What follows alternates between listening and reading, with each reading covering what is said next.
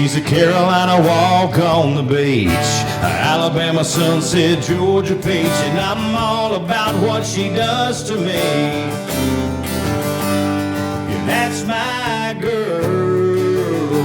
She's a light in a Janis Joplin song. The light in the Welcome in to another weekend of the National Defense. My name is Randy Miller. We do this show for one reason only. We do it for our active duty military, our veterans, and their families. Yes! We are coming to you right now from a wonderful place called Callsign Brewing Company. And it's in North Kansas City. As a lot of you know, we're based in Kansas City, Missouri. Just picked up a station today in Asheville, North Carolina. So thank you so much. And, All right, Asheville. And welcome aboard, yeah. And Steve is here because Steve owns Callsign. This has been 7 years, Steve? 7 years, yeah. So for the record, I'm co-owner, founder of Callsign Brewing. We hit our 7th year anniversary 2 weeks ago. And we started off in a smaller spot, 3,000 square feet. And 3 years ago, we opened up this spot, which is 23,000 square feet. This place is incredible. This place is incredible. Thank you very much. I mean, it's a beautiful building. What is the history of this building? Oh, man, this building, I believe, was constructed in the 50s. It was, at one point, a car dealership. And then what you're sitting in, I think, was a showroom. And during the midst of that, it was a bunch of other things. I mean, That explains a lot, because your bartender just asked me for a down payment on a lager. Trust me, it's a good lager. But for the most part, it's been here doing a bunch of different businesses. Holland had it at one time, which they do printing and stamps on metal, and then I can't even remember the rest of the history. Just a cool place. And then, so you took it over, started the brewing company. How many different kinds of beers do you have? And what is the one I'm having? So you've got the Bomber Brown Ale. Love it. Bomber Brown Ale is the reason why we're here. That beer is what put us on the map. That is the whole sole reason. I'm a very, very, all right, I'm a man of God. That day that we actually had that at an event, there was, it was extraordinary. And that is why we're here, and I'll tell you the story here shortly, but it's a good story. The Bomber Brown Ale dates back to right before 2015, and we brought that to an event. And are we going to tell the story on this, or let's tell the story. All right, so here we go. I started brewing beer back in 2011. I got a 1 gallon beer brewing kit. It was one from a big box store. I'm not going to name it, but it was a 1 gallon kit that sat in a friggin' box for a couple years. The grain was probably stale. It was made on a stovetop. Came out like dirt. But I was kind of intrigued. I was like, okay, so this is kind of a neat thing to do. And, sure. Because I enjoy beer. I love craft beer, and that was my toe in the sand with the beer.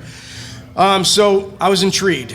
And then because of how that came out, I was like, well, let me learn how to make beer. I found some friends that had made beer before.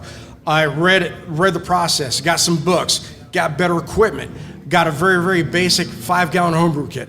And from there, the beers got better, learned more, made more. The kits got bigger. I went from that mediocre kit to a very professional 5 gallon homebrew kit, to a 10 gallon, then to a 15 gallon, then to a 25 gallon, then a 45 gallon, and then a 310 gallon, and now a 620 gallon, which is what we have in the back. Now the more you increased, the more expensive it gets. Yes. Right, but did the number of your friends increase? Well, Hey, Steve, what are you doing today? It's funny you say that. I just stopped by. Where I used to live on North Cleveland, those sorry sons of bitches drank all of my beer.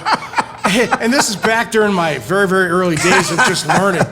Now they'd come over, and me and my best friend Morris would be brewing our beer in my garage, and you know, a month and a half later, we're sitting there serving the beer. So we'd brew another batch, and neighbors would come over. Right. They get so schnockered, and then have to like crawl home. I've got a neighbor like that. But these are the same neighbors that have like been with me during the entire process, and now they still show up today. It's like, Steve, we're here for you. We love you. So, anyways, yep. We after that, that's the evolution of the equipment from day one. But what got us there? That brown ale. Back in 2015, we were getting ready to do the Zona Rosa Beer Fest.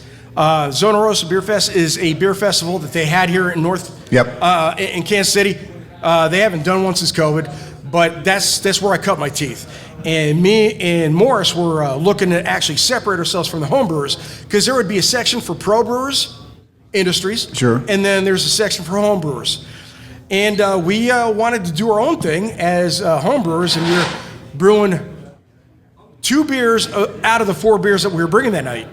And we're trying to think of a niche garage brewery name to come up with, and nothing was working out, but we were still brewing beer. And then, you know, we got into talking about military. So Morris retired from the military. I retired. Because how long were you in? I was in for 33 years. Oh, wow. Come on. Thank you. Thank you. Started off as an enlisted aviator, not a pilot, but I flew. I flew as an AC-130 gunner, boom operator on the KC-135, H-60 flight engineer, and retired as a flight engineer on the C-130s up in St. Joe with the Missouri Air National Guard. So a lot of flying, a lot of airframes, but for the most part, some damn good times. Yeah. So Morris and I were talking about our military careers and those that we've lost during our careers. So with the first batch that we were brewing, I would need both of my hands, both of your hands, one of his hands to count how many people that I know that never came back from a mission. They're either shot down or whatnot, crashes. But Morris, at the end of that brew, goes, hey, you know, why don't we do something for that tanker crew that we lost 2 years prior? So in 2013, McConnell Air Force Base lost a tanker. It flew out of Kyrgyzstan for air refueling over Afghanistan, and it just broke apart in flight. Shell 77 was the call sign. So Morris said, why don't we just name this beer after the call sign of that tanker that we lost in honor of that crew? So Shell 77 Imperial IPA was our very first beer we ever thought of doing. Oh, wow. So that was made. We started brewing the second beer of the night out of the 4. And I started hearing all of Morris's stories about his losses. So he had friends on Ugla 27, which was an AWACS that crashed in Alaska in 1995. So he had a lot of friends on it. So it was a very emotional thought process. Well, and what an honor. I mean, what a great way to honor. Right, exactly. So let's keep their memory alive, right? Yeah, right. So after that beer, after brewing that second beer, Morris is like, hey, why don't we just name all of our beer after call signs and call it Callsign Brewing? It's a great freaking idea, bro. So, you know, we were kind of brewing beers, drinking beers, because we were drinking beers at the time. We don't do that anymore. R&D. Right, exactly. And then we, shedding tears after those that have never returned. Right. So how does that come into play? 2 months later, we're at the Zona Rosa Beer Fest. We got 4 flavors of beer. We got our four taps. We've got our 4 labels. We got our mission statement. Oh, and by the way, before that, we also talked about beer being a great segue to conversation. Because when I drink a beer, I like to talk. Right. It's like everybody else. But I don't talk until I drink a beer. Yeah, me too. I thought that was weird, but all right, good for us. And then bottom line is, he's like, beer's a great segue to conversation. So if somebody that we're talking to all of a sudden breaks down and just, starts saying that he needs help, let's give him an attitude. Let's give him an avenue to get help. Oh, wow. And then we came up with a mission statement about trying to help people with PTSD. So here we are again at the Zona Rosa Beer Fest. 4 flavors of beer. We got things going on in the back. We got the American flag. We got our logo. And our beer is open, and people are just coming up. And 3 things happened that day that made us decide to do this. 1, 6 Army guys show up.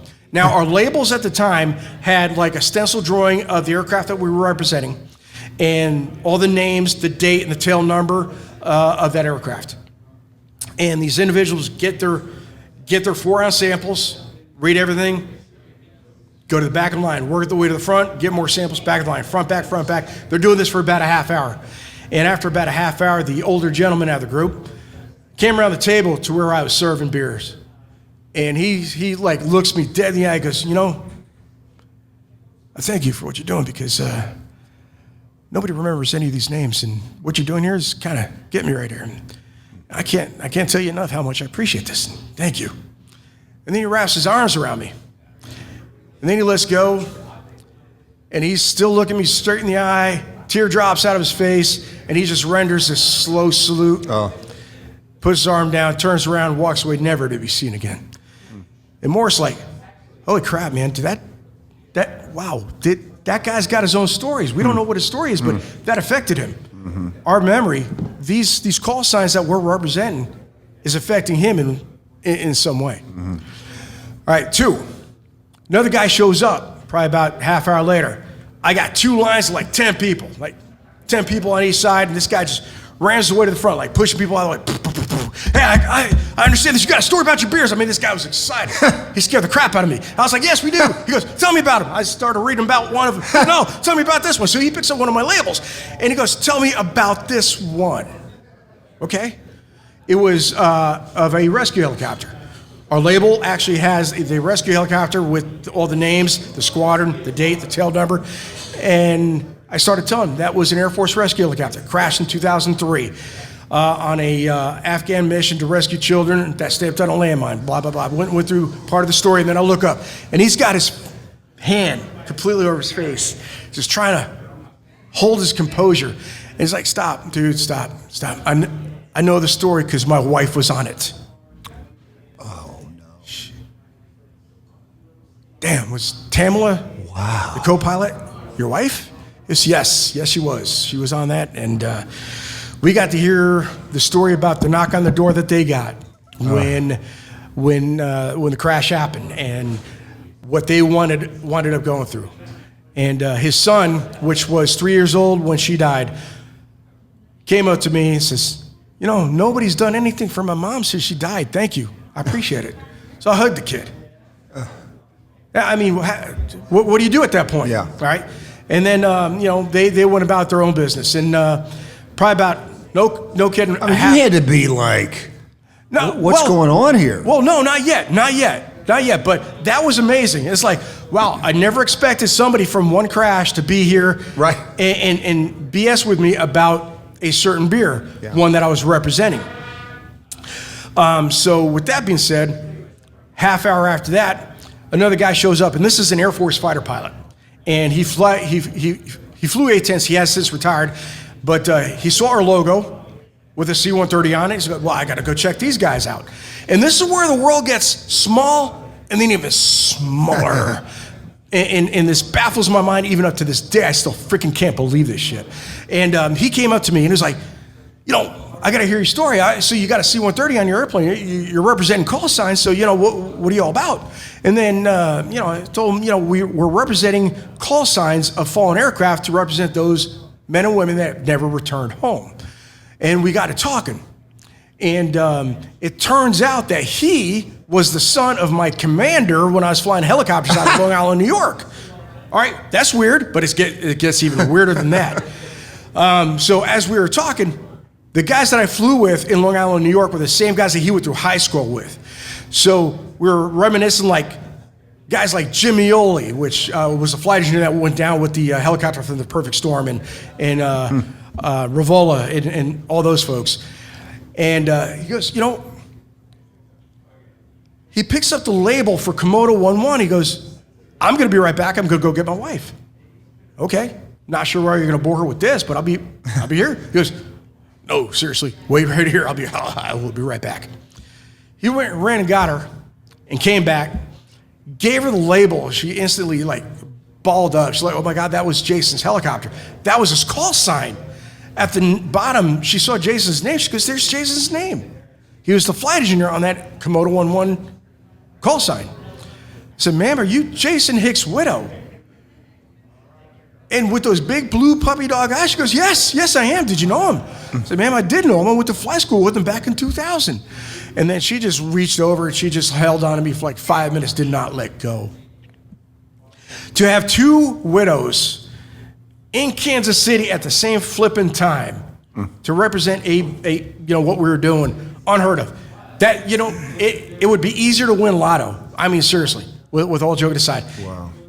For that reason, my buddy Morris is like, all right, what do we do? All right, hell or high water, let's make this happen. Yeah.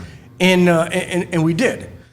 So fast forward a couple years, we opened up our first location, and we continued to do what we did, except we had to change things up there's too many call signs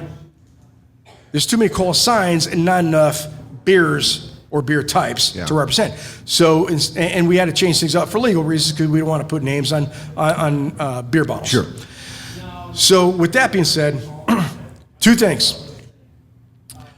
First and foremost, I would like to raise my glass for those that have never returned. Thank you for your sacrifices, and I appreciate you dearly. Thank you. Absolutely. Absolutely. 1,000%.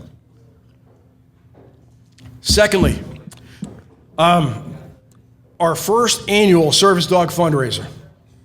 And this is where it gets me right here. And this is the part of the story that just kills me in a good way. Our first annual service dog fundraiser, we were doing a fundraiser for Atticus, which was the big old Rottweiler dog. Big old tongue, he loves to lick your face. The dog was phenomenal. Great service pet. And William, talking to William that day, it was like, oh boy, that boy's got issues, but he has issues. There's something going on there. Yeah. And talking to William, he's like, I barely get out of bed. Hopefully this fundraiser works out because I need a reason. And I got to get... You need a reason. He needs a reason. Okay. I needed a reason too, I guess. Yeah. But William was telling me about how he needed that service dog. Sure. And sure enough, we raised enough money that day. It's $2,500 for one dog. Yeah. We raised enough money for two dogs that day. Wow. Two flipping dogs. Wow. And 6 months later, I'm at Walmart exchanging some items. I was at the end of my rope. I was having a bad day. I didn't give a shit about anything anymore. It was just one of those days like, whatever. And the guy shows up behind me with this service dog. Had the coat, the vest. And I was like, sir, hey, you mind me asking, your dog, was it provided by Battle Buddies or Patriot Paws? Trying to make, light of the subject and get to know him a little bit. He looks at me, takes his hat off, like literally, hey, Steve, it's me, William. Didn't recognize him, didn't see who he was. Completely cleaned up, looked good, he smelled good. He was functioning again, and he's like, we got to talking about the dog and what the dog did for him. And he's like, Steve, a lot of people think it's just a dumb dog, but I needed a partner, just a little bit of help. I know the dog wasn't going to heal me, but the dog was going to be my buddy, and that's what I needed. And Steve, let me tell you this. This is him talking to me. 2 weeks before I got the dog, I had a 9mm up to my face, and I almost pulled the trigger, and I'm glad I didn't. And I got the dog. You guys provided the dog. Thank you for saving my life. And I'll tell you what, Steve, don't worry about me now. I graduated from my second police academy. To become a dispatcher, because he was a retired police officer, and he went back to work as a dispatcher. And he goes, I'm okay now. And I still got Atticus, and now I've got this new job, and I'm doing great. Wow. And thank you very much. I can't appreciate you more. Callsign Brewing right now is credited for 24 service dogs in one tiny home for Veterans Community Project. Wow. That's we incredible. Have done,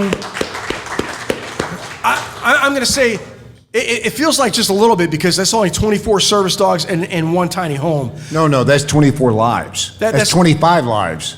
True. And I still can't wrap my head around that. That day when talking to William, that put all the wind back in my sails. Yeah. And for me, it's like, you can't put a price on that. You can't just walk down the street and say, Steve, you suck. It's like, you know what? I saved somebody's life. You know? I mean, you still get that. Well, from her? Yeah. No, I'm just kidding. Man, what a phenomenal story. That is such a great story. Thank you for sharing all of that with us, man. That's just that's incredible. Hey, this is great. Hey, let's have a toast to Steve here, huh? I mean, come on. That is cheers. Cheers. Fantastic. We'll be right back on the National Defense. Okay, so this is a little thing that we used to do. I used to do a regular thing on a show called the Monday Morning Match Game, and it's pretty much like the regular match game. Like, I will say a word or a phrase, and then you try to match me. And if you match me, I'll give you $100. Okay? You want to start with Jennifer? Sure. All right. There you go. Hi, Jennifer. Hi. Also known as Pixie. If this were my wife, this was happening too, there would be no homecoming.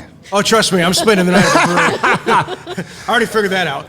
All right, so Jennifer, the way this works is I'm going to say a word or a phrase, and if you match me, I'll give you $100. Okay. Okay? I mean, it's pretty simple. Call blank. Call sign. Oh, I'm sorry. We were looking for call me a cab. I'm sorry. You want to try another one? Sure. All right. In her defense, you did not say call blank, blank, blank, blank. Well, it's true. AA blank. AA blank. RP. Pretty good. We were looking for AA with the monkeys. AA with the monkeys! All right, somebody else want to play? I mean, thank you, Jennifer. Thank you so much. You got extremely close. Extremely close. And I also want to mention. We have Ben here. Oh, Ben! Yeah, Ben. Ben! Oh, hey, Ben! What's going on? Ben's here. Ben is here. Ben's good. Oh, you know what, Ben? I think you're going to. Looks like Ben's got a pretty little pixie too. Yeah. Oh, yeah. That is a pretty little pixie. Yeah. All right. Ben, how about code of blank? Code of honor. We're looking for code of many colors. Oh, man. That was my second So choice. close. Yeah. So close. You want to try another one? Yeah, let me try another one. All right. Let's see. How about touch blank? Touch blank. Oh, well, I don't know if I can say that in public. Penis! It might be what we're looking for, Ben. Touch blank. Down. Oh, I'm sorry. Touch screen we were looking for there. But thank you. All right, somebody else. Let's give somebody else a chance to win $100. Let's see. Why don't we interrupt these people, Randy? And by the way, You guys want to play a game? we did this for, I don't know, 14 years. Never had a winner. Never had a winner. Randy, It was we've so got weird. David. I mean, it was so fun. Who we got over there? This is David. That's right. Dave. Okay, Dave. Dave's going to do it. This is going to be historic. All right, Dave. How about over the blank? Over the rainbow? Oh my gosh, so close. Over the bridge we were looking for. So close. Okay, Dave, how about another one? Mind your blank. Mind your manners. Mind your own business. But I mean, very, very. Okay, let's do one more for Dave. How about blank hole? Blank hole. Bunghole. We look for asshole. Thank you, guys. Nice job. I mean, Steve's amazing. We've never had a winner for that game. I figured Jennifer would have won. Hey, we're going to be She back. won me. Is that a win, Jennifer? Oh, okay. Yeah, she said yeah. I was more like the price of a cereal box. Hey, listen, when we come back, we got Tate Stevens. Tate Stevens, Yes. Fantastic singer. He was the winner of the X Factor. He's got his name on a big water tower in Belton, Missouri, that he gets to drink out of anytime he wants. And he's going to be here with us. He's got a great organization he's supporting. We'll be right back here on the National Defense, huh? Welcome back to the National Defense. It's Randy Miller and our special guest. By the way, we're at Callsign Brewing Company, and you need to look them up and find out all about their history and what their mission is, because these guys are the real deal. They are the real deal. The whole story that Steve just told was, man, just sitting there listening. I wish I could have heard every story that he had, because I know there's probably more. You know it. 7 years at a brewery. That's crazy. Tate Stevens is here with us, and Tate and I have known each other for a long time. Tate's from Kansas City, and he won the X Factor in 2012. 2012, yeah. Long time ago. I was a younger, more seasoned? No, you're more seasoned now. Less seasoned. Did you remember who your runner-up was? Mm-hmm. Carly Sonnenclair.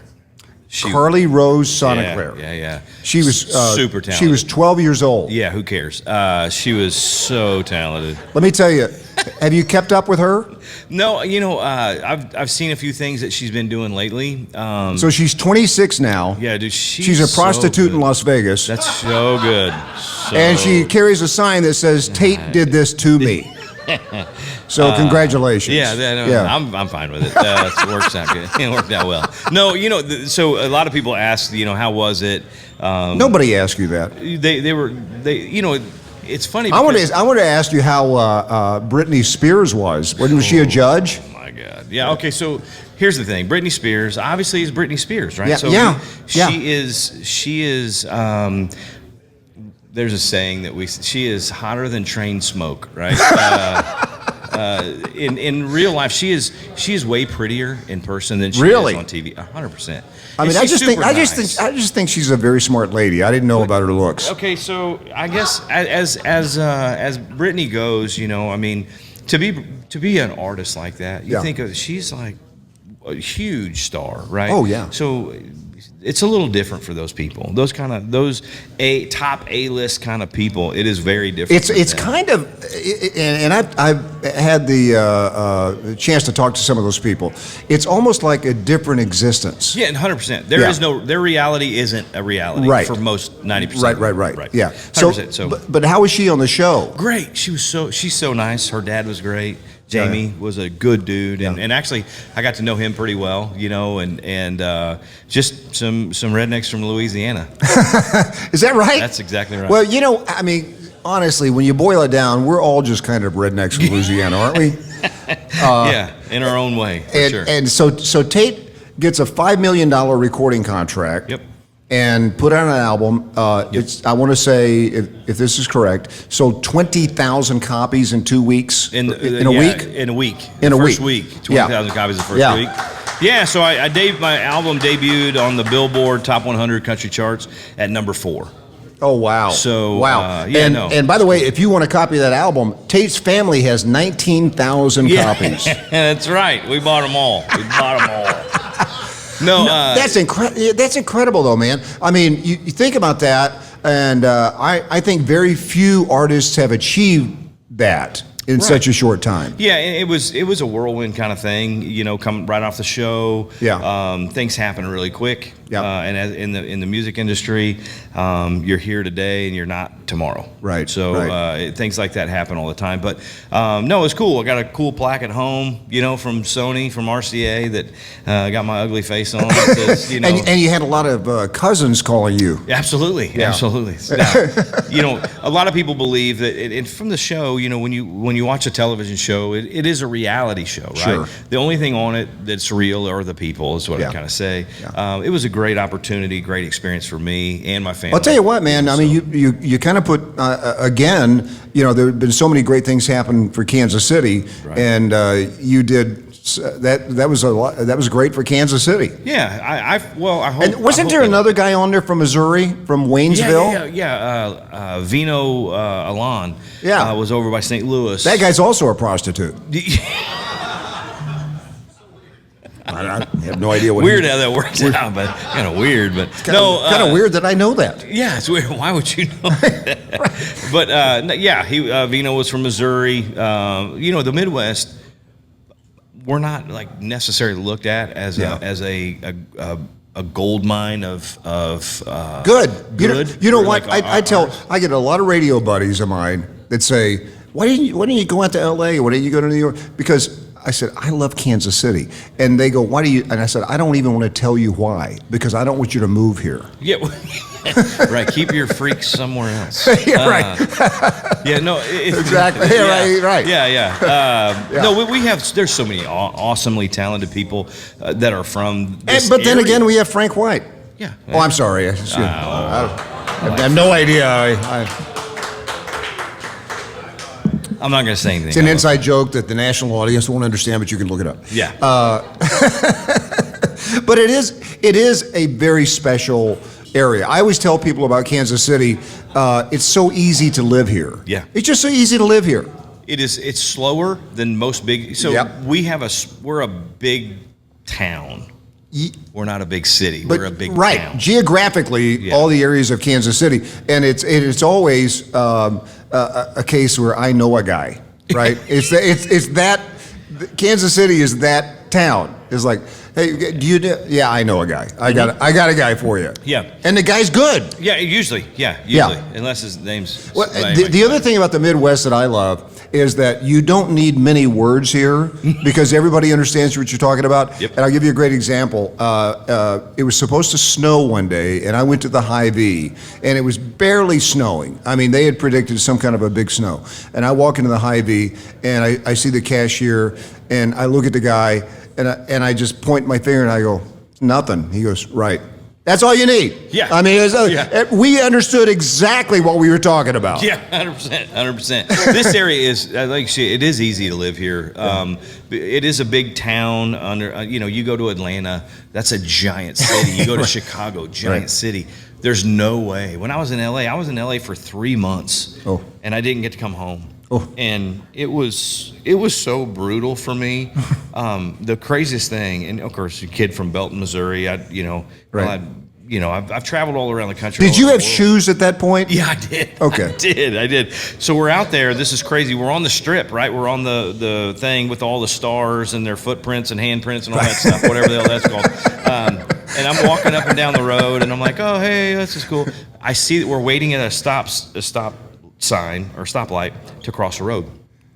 There's a guy in trash bags. I'm not even kidding. This is the greatest thing. He had like Nike, he had Jordans on, right? $150 plus tennis shoes, wearing trash bags with a briefcase. And no one said anything. Everybody's looking at this guy like it's okay. And they won't even address him as Mr. Mayor? No.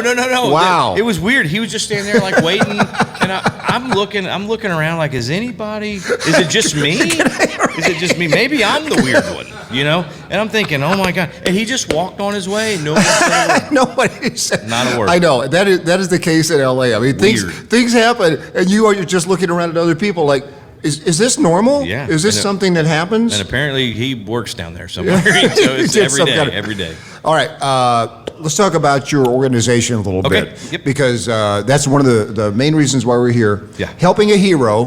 Which is a great veterans organization.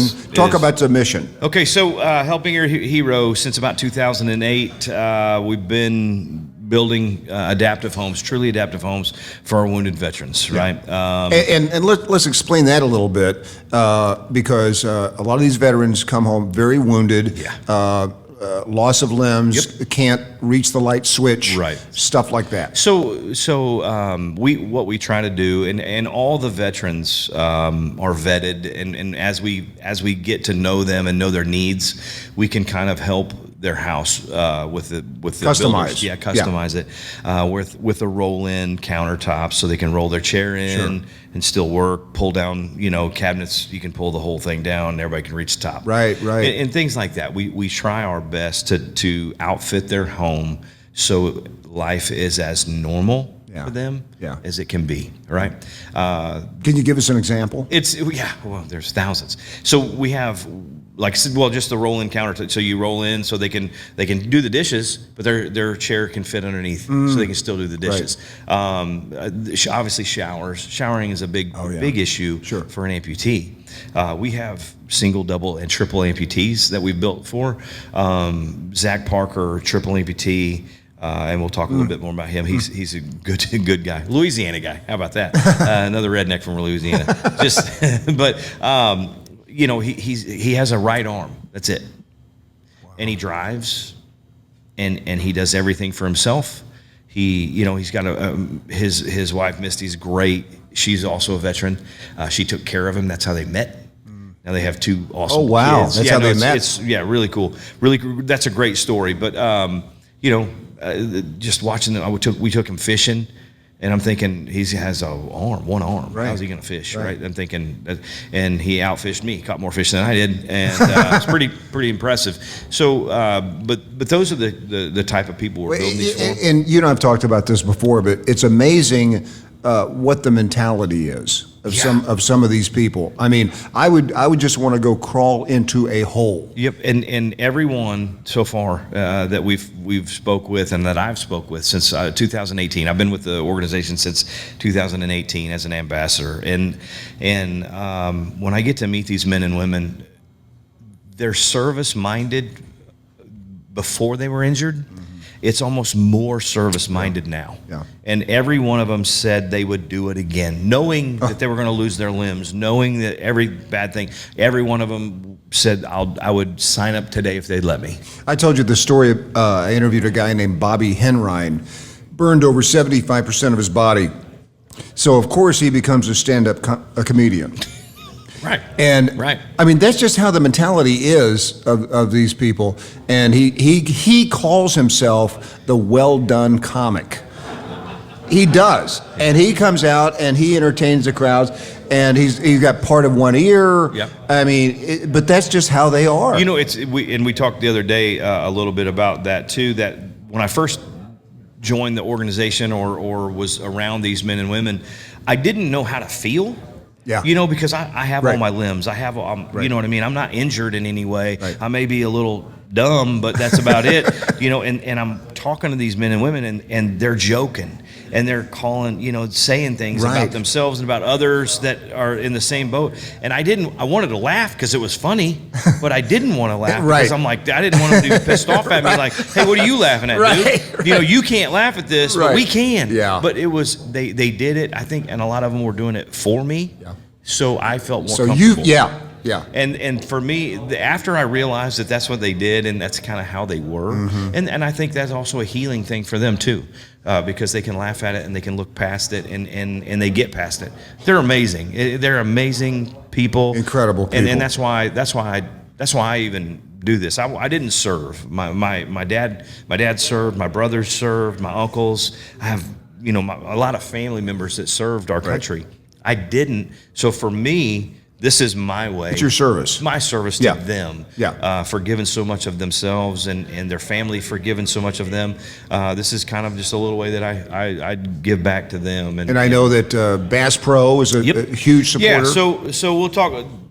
Johnny Morris, right? Yeah. What a great man. Yeah. And does not do it for the attention. No, he doesn't. In fact, just the opposite. Mm-hmm. Right. Yeah, and it was funny. My wife and I were at Big Cedar a couple years ago for the big 4th of July thing we had with we brought veterans down and gave away some house keys and everything. Oh, wow. And Johnny was there, but Johnny was walking around with his just little Bass Pro hat and for on. those of you that don't know, Johnny Morris is the owner of Bass Pro Shop, and the rest of the world. Yeah. So he's just walking around and people aren't even paying attention. He's so just like unassuming. You would think a billionaire would just be like, hey, check me out. Right. But he actually sneaks through and just in the back, and it's amazing. So that's pretty cool. So yeah, Johnny. So just a few years on Fox and Friends, Johnny started what we call the 100 Homes Challenge with Helping a Hero.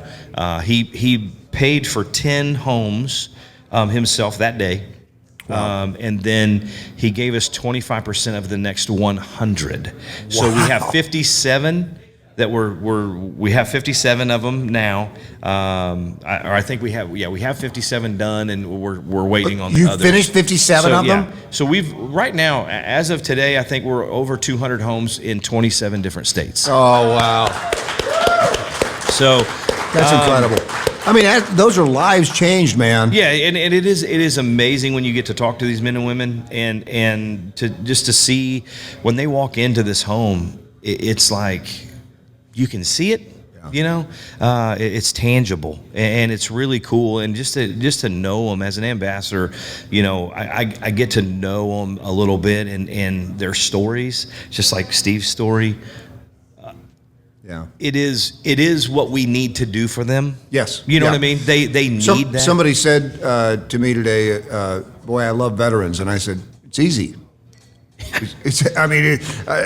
get to do this. That's really right. If you go to helpingahero.org. Helpingahero.org. You can find out everything. That's one thing. That's one way you can donate.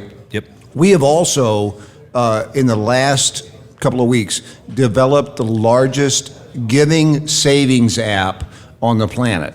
And I'll explain to you how that works. So it's the National Defense Network.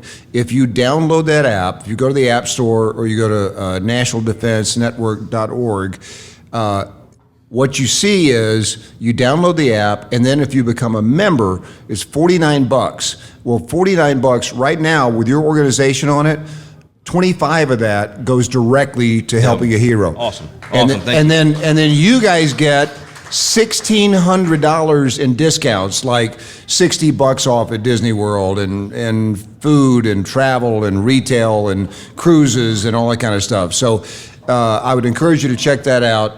nationaldefensenetwork.org, or just go to National Defense Network and get the app, because we're going to try to help as many organizations as we can, starting with Helping a Hero. That's awesome. I appreciate that, Randy. And absolutely. I do want to say one thing before we go. Obviously, Johnny Morris, Ambassador, does so much for our organization, but for the veterans out there that may hear this, if you know someone who is in need of a home, because they will not say it on their own. Oh, I know. So if you know a veteran who is in need of a home, go to helpingahero.org. You can sign them up. They don't even have to know. You can sign them up. We will do the work. We will do the background investigation to pull them in say, hey, we can do this for them. Oh, that's cool. So if you know somebody struggling like that, just please reach out to Helping a Hero and let us try to help them in that way. And Steve said something about the PTSD thing. We lost, we lose these men and women. 22 a day. Because there's not enough help for that. Yeah.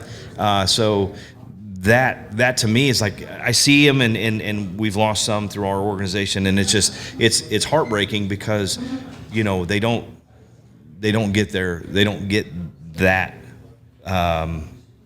help. Yeah. And so and there are a lot of organizations that have tried absolutely. That are out there trying. Yep. And I talk to them every week, but you're right. I mean, there's still a stigma attached to that, and they don't want to reach out, and they don't. Yeah. So, well, Tate, thank you for everything you're doing, man. That's fantastic. Helping a Hero. Thank you. .org.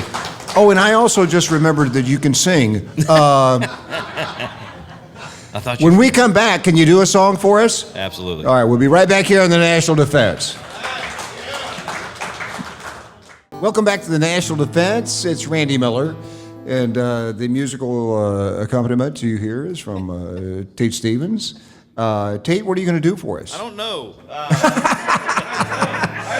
We're here at Callsign Brewing Company, and by the way, just so you guys know, what you're participating in tonight will be heard as of Saturday by 3 million people. 3 million people. million people, active duty military and veterans around the world. So thank you guys so much for being here. So no pressure. Don't So- say.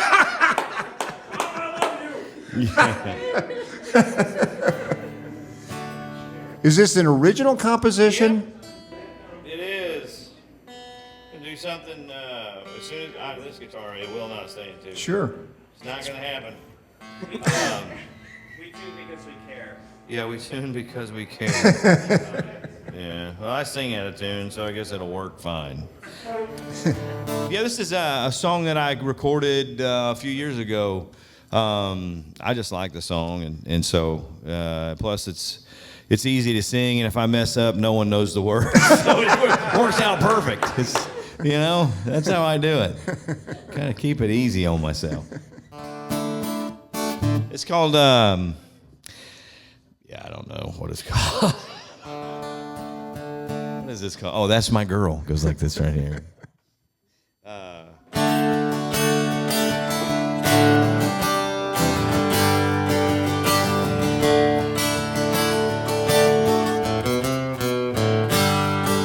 She's a Carolina walk on the beach, Alabama sunset, Georgia peach, and I'm all about what she does to me. Yeah, that's my girl. She's a light in a Janis Joplin song, the light and the star that I wish on. She's got the smile that turns me on. Yeah, that's my girl. She's a petal of a sweet magnolia, springtime flower growing wild. She can leave you breathless with a smile. She is right next to me, right in the town, rolling with the windows down. She's the one that makes my wheels go round. Yeah, that's my girl.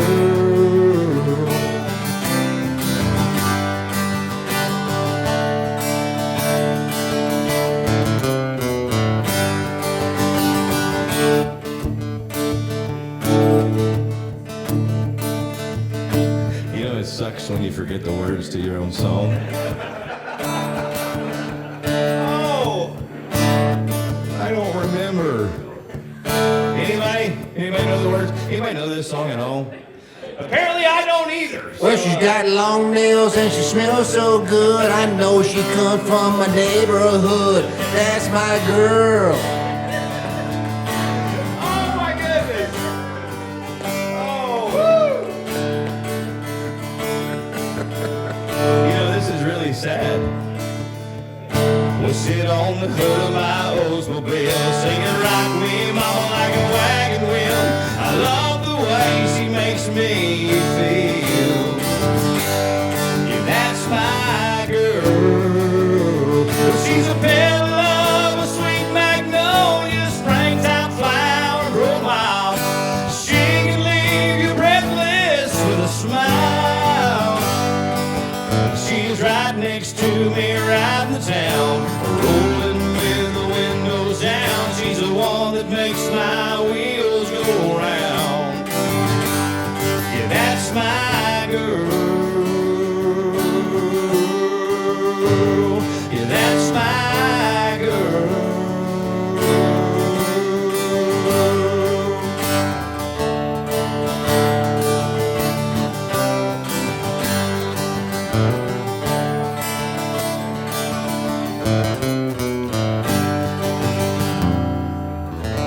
Nice.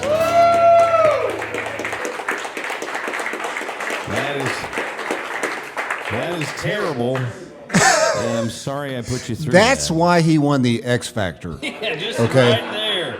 I tell you, you know what? We're gonna drive. I know you don't probably have time, and We got plenty of time. Who We cares? have time, guys? Yeah. Steve says you do. all right. Well, it's his place, so That's right. you don't. We used to say when it's closing time, you don't have to go home, but you can't stay here. So. I'm sure Steve has said that many times. Oh man, there's I don't know. I wrote a song.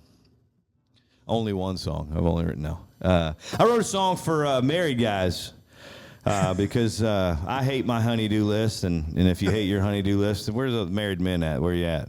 Everybody hate their honey-do list? Isn't it crap? I'm telling you. She said, "Hey, you watch your mouth." She said, "Watch your mouth." You are married, sir. I wrote this song. And it's their anniversary. Right. Oh, it's your anniversary. Yes, Oh, yes. Wait, how long? Yes. 26. Happy anniversary. All right. Yes. What a treat for the little woman. Bringing her out tonight. Hey, yeah, great. Yeah, guess what we're doing on our anniversary? Yeah, just absolutely. Just sucks to be you, I guess. No, I'm teasing. Okay, for that, I tell you what, we'll do. I recorded this one too. This is I'll try to get through this one without screwing this up. This is Well,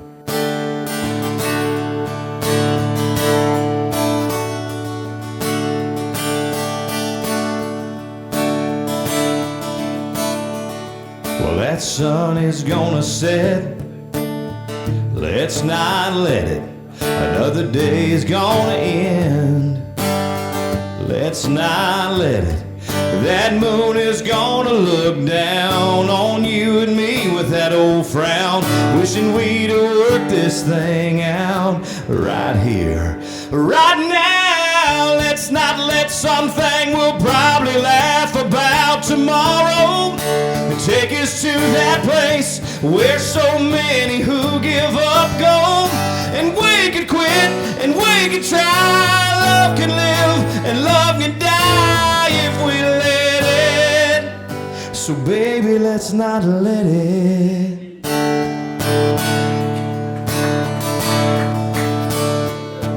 So we get fighting mad. Well, who hasn't? It won't be the last time it happens. Girl, we've gotta hang tough. Let's find out what we're made of. It's gonna rain and get rough. So what?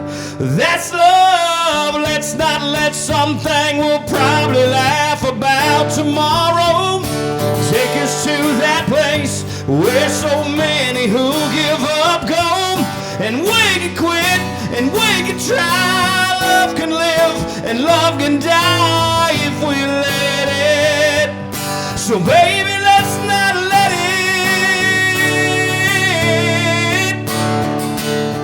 Oh, let's not let it. Yeah, we can quit and we can try. Love can live and love can die.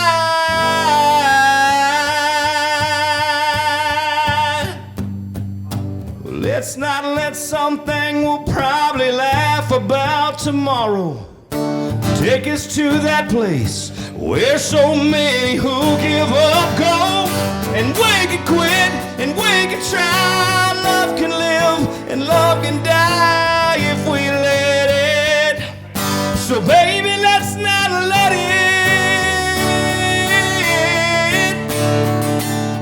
Oh, let's not let it.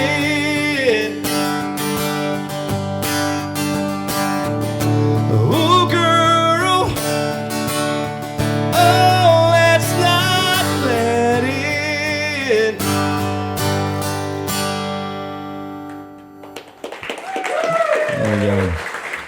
Where can we buy that song? That one, it's out. It's somewhere on iTunes or somewhere. I don't know. How about your website? Yes, TateStevensMusic.com, right? Did I get that right, Katie? Yeah. So you can find all my stuff on iTunes, Apple Music, Spotify, whatever else there is. Man, I think you are great. I think you are just a great voice. Oh. And I so relate to that song because I just told my wife today, I said, honey, you have the most beautiful, sexy body that I have access to currently. And I think I think she liked that. It was good. Yeah. It's going to work well later on this evening. One more time, Randy. Yeah, that's Yeah, save that for your anniversary. Yeah, so you've been married 41 years. 41 years. That's awesome. 41 man. years. And That means we're to the point now where we speak every other day. that's Yeah, perfect. yeah. My wife and I, this is our going to be 28th wedding. All anniversary. right, all right. Yeah. So I became a grandparent this year. Just like 6 weeks ago, or almost 6 weeks ago, I became a grandparent for the first time, and that I know of. I could have kids out there, I have no idea, but that I know of a grandkid. This is the first one. But I will tell you that as a dad, you lose the cool, right? You kind of lose, like, go get. At first, it's like, go get dad. He'll do it. Dad will do it. And then it becomes like, yeah, dad doesn't matter, because mom does everything and mom knows everything. And then you get you become a granddad. You become a grandpa, and then it's like, oh, grandpa. And so I'm cool again right now. Right.